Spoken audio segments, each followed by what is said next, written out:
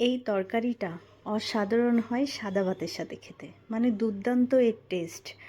তো সেজন্য আমি পেঁয়াজ নিয়েছি, লঙ্কা নিয়েছি, জিরে নিয়েছি, আর একটু রাঁধুনি নিয়েছি, রাঁধুনি একটা মশলা, আর নিয়েছি সামান্য একটু আদা। আমি রসুন দিইনি, কারণ এই তরকারিতে রসুনটা যাবে না, কারণ রসুনের একটা স্ট্রং গন্ধ আছে যেটা সব কিছুর সাথে যায় না।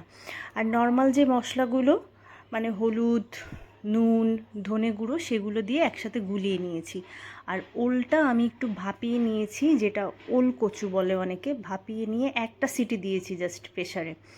আর যে তেলে মাছ ভেজেছি ওই তেলেই মশলাটা কষিয়ে নিয়েছি, এক্সট্রা কোনো পেঁয়াজ দিইনি। মশলা কষা হয়ে গেলে জল দিয়ে ভালো করে ফুটিয়ে তারপরে ওলকচুটা দিয়ে দেবো। ওলকচুটা একদম সিদ্ধ করা, মানে এক্সট্রা করে কোনো সেদ্ধর দরকার নেই।